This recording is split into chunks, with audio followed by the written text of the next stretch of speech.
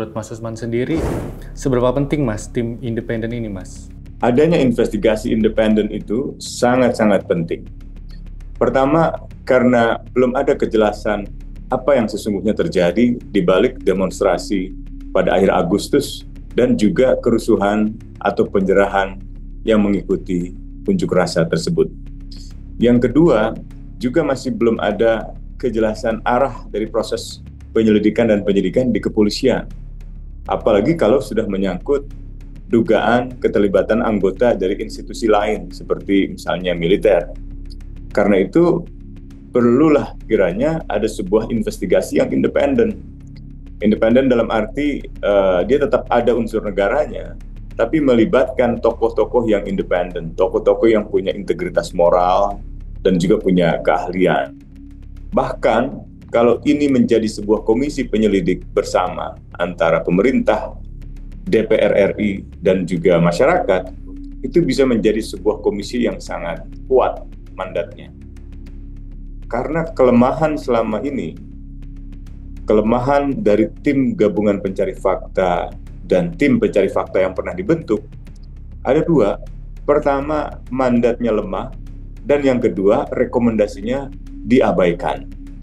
Di dalam pengalaman tim gabungan pencari fakta di tahun 98, para tokohnya yang terlibat memiliki kredibilitas, memiliki integritas. Mandatnya sangat lemah, sehingga tidak mengikat lembaga lain. Tetapi kemauan Presiden Habibie saat itu membuat rekomendasinya relatif sebagian dijalankan. Nah, Presiden yang menggantikan, misalnya Presiden Abdurrahman Wahid ketika itu, menyikapi rekomendasi dari tim gabungan pencari fakta dengan pengakuannya, bahkan memperluas penyelidikan tambahan, termasuk dengan mendukung penyelidikan pro justisia yang dilakukan oleh Komisi Nasional Hak Asasi Manusia. Masa-masa selanjutnya kita bisa melihat, misalnya dalam tim pencari fakta kasus Munir, mandatnya lemah.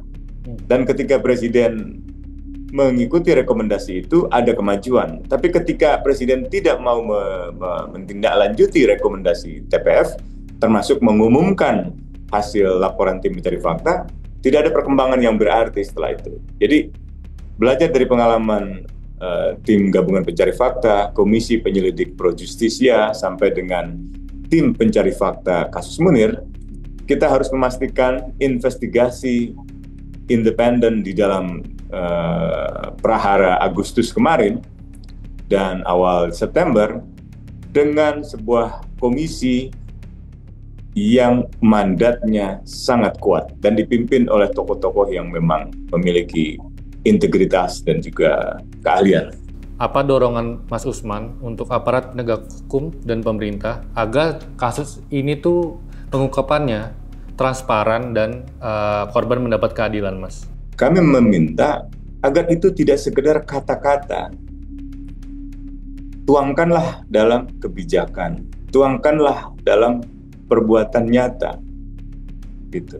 Jadi action itu speaks louder than words. Kalau hanya kata-kata tanpa ada keputusan presiden yang diterbitkan atau tanpa ada keputusan parlemen, ya misalnya dulu kasus Munir, Komisi 1 dan Komisi 3 membentuk tim pencari fakta gabungan antara Komisi 1 dan Komisi 3, melakukan penyelidikan, melakukan pemanggilan.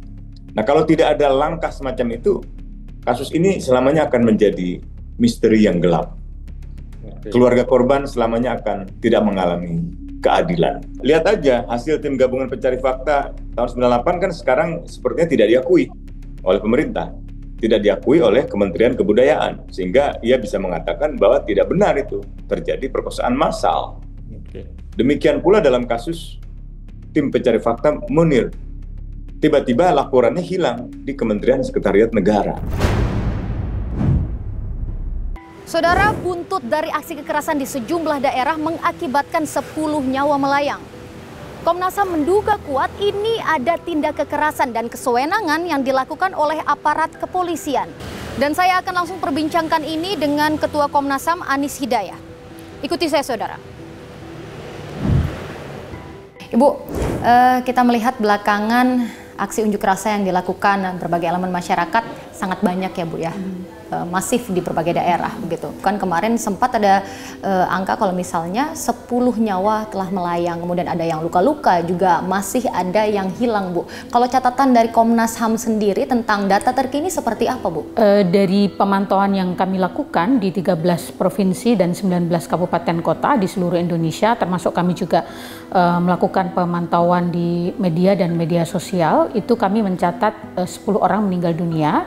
Dan kami sedang melakukan penyelidikan dari 10 orang yang meninggal dunia. Saat ini kami masih turun lapangan. Kemudian kami mendokumentasikan ada sekitar 643 peserta aksi yang mengalami luka-luka di berbagai daerah. Di Jakarta itu ada sekitar 159 orang gitu ya. Kemudian di Bandung 429, kemudian di Jogja 28, Makassar 7 dan Surakarta 20. Ini yang kami melakukan pemantauan turun di lapangan. Tentu ada perkembangan, ada yang sudah pulang, ada yang dirawat inap, ada yang rawat jalan gitu. Kemudian selain itu juga Komnas HAM mencatat ada sekitar 2.279 orang yang ditangkap, sebagian juga sudah ditetapkan sebagai tersangka, tetapi di antara data ini juga sebagian besar sudah dibebaskan. Tetapi kepolisian kan kemarin juga merilis data ya, sekitar 500 sekian orang yang sudah ditetapkan sebagai tersangka. Ini juga menjadi concern kami, di mana di antara data itu kan juga ada anak-anak gitu. Dari pantauan kami di lapangan, itu mereka ada yang hanya datang melihat, kebetulan melintas di lokasi unjuk rasa gitu ya, tetapi kemudian tiba-tiba diamankan gitu. Ini menjadi catatan yang kemarin kami sampaikan ke kepolisian gitu, sehingga di antara yang sudah ditetapkan sebagai tersangka, tentu kami mengkritisi bagaimana prosedurnya, apakah ada bukti yang cukup, mereka yang sudah ditetapkan sebagai tersangka, apakah ada akses atas bantuan hukum gitu ya, karena itu kan bagian dari hak ya, mereka yang ditetapkan sebagai tersangka. Ini juga menjadi perhatian yang kemarin kami sampaikan kepada Kapolri, karena laporan di berbagai daerah itu banyak yang belum mendapatkan akses atas pendampingan hukum. Nah, kami juga mendapatkan laporan peserta aksi yang belum ditemukan atau hilang per 3 September itu yang masuk ke kami 43 orang, tetapi per hari kemarin tanggal 10 itu tinggal 3 yang masih belum ditemukan oleh keluarganya. Bentuk pengawalan dari Komnas HAM terhadap para korban seperti apa Bu? Beragam aduan yang diterima oleh masyarakat itu kami tindak lanjuti dengan langkah cepat, terutama koordinasi dengan kantor-kantor kepolisian ya, di mana mereka ditangkap dan ditahan gitu. Yang kedua, Komnas HAM tentu melakukan pemantauan lapangan untuk menindaklanjuti hasil pemantauan media sosial dan pemantauan media yang dilakukan oleh tim Komnas HAM untuk menelusuri lebih jauh terkait dengan korban yang meninggal dunia misalnya. Termasuk Afan, Komnas HAM sampai hari ini masih belum mengambil satu kesimpulan, tetapi kami masih melakukan analisis terkait dengan sejumlah CCTV yang sudah dikumpulkan di TKP gitu ya, untuk melihat apakah ini kuat kelalaian atau kesengajaan gitu ya. Kita belum mengambil kesimpulan gitu. Dan terkait beberapa jumlah korban yang lain, apakah karena diduga penyiksaan kekerasan aparat atau karena kebakaran kantor DPRD atau kantor kepolisian, ini juga masih kami kumpulkan informasinya.